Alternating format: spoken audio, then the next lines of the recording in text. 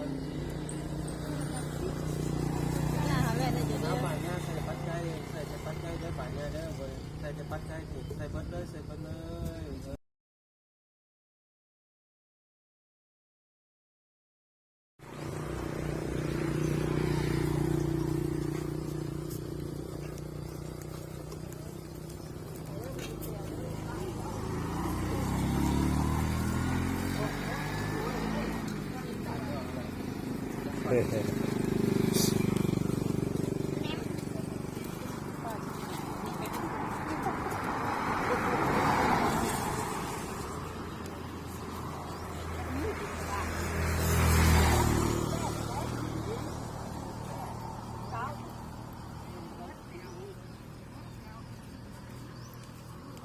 อันห้องที่18อัน19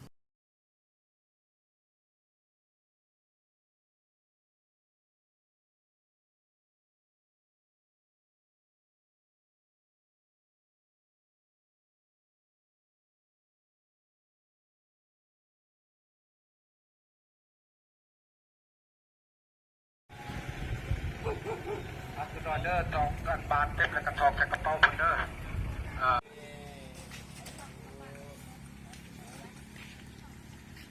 บาทท่านอีทเนี่ยใส่ปัจจัยเบิดเลยหลดเด้อแน่นเอาเลยบัดนี้ไปเปลี่ยนแล้ว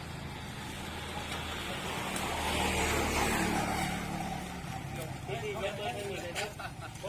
เท่านั้นเป็นส่วนเป็นบ้านนี่ที่พี่เมาอยู่พี่พอ